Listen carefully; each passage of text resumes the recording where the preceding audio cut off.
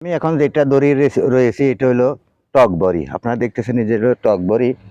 এই টক বড়ি এখানে সমস্ত গাছে কিন্তু ফুল দিচ্ছে। যথেষ্ট পরিমাণ বড়ি এখান থেকে আর্নিং করা হবে কিংবা বড়ি পাবো। এই বড়ি কিন্তু আচারে ব্যবহার করা হয়, বিভিন্ন জাতে খাওয়া হয় কিংবা কত পশু পাখি খাবে, কত মানুষে খাবে। এখানে আমাদের এখানে চট্টগ্রাম উত্তর লেক সিটিতে এখানে চাষাবাদ করা হয়েছে বড়ি গাছ যথেষ্ট পরিমাণ। এটা অল্প দিনে বড়ি ধরে। আপনারা ইচ্ছা করলে এগুলা কলবি ছাড়াও লাগাইতে পারেন কিংবা আপেল কুল বাউ কুল এখানে চাষাবাদ করলে অবশ্যই হবে। আপনি ইচ্ছে করলে আপনার বিল্ডিং এর ছাদেও আপনি চাষাবাদ করতে পারেন। আপনাদের বিল্ডিং এর ছাদে যদি একটা প্লাস্টিকের ড্রাম হয়, ড্রামের মাধ্যমে আপনারা মাটি দিয়ে কিছু গোবর সার দিয়ে সেখানে আগে এগুলা পচাবেন চারপাশ দিয়ে।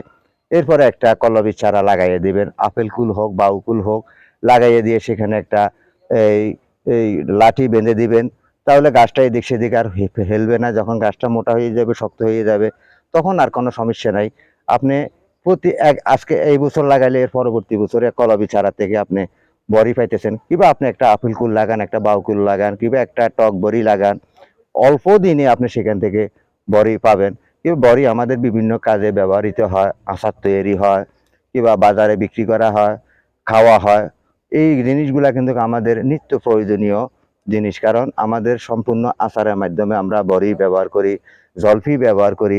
আপনারা এগুলা চাষাবাদ করতে পারেন। দেখেন আমাদের এখানে, আমার এখানে এই গাছগুলাতে কিভাবে ফুল আসছে। এই ফুলের মাধ্যমে এখন বিভিন্ন রকমের বোমরা বসতেছে কিংবা এই ফুলগুলা চলে আসবে শীতকালীনে।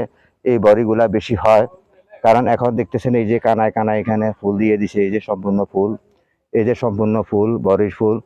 তাই বন্ধুগণ, আপনার বাড়ির আশেপাশে আঙ্গিনায় বিল্ডিং এর ছাদে আপনারা বড়ি চাষ করতে পারেন কিংবা আপেল কুল বাউ কুল বিভিন্ন রকমের চাষাবাদে আপনারা জড়িত হন। সকলকে সেই প্রত্যাশা জানিয়ে ইউটিউব চ্যানেল ও ফেসবুক পেজ থেকে বিদায় নিচ্ছি। আসসালামু আলাইকুম।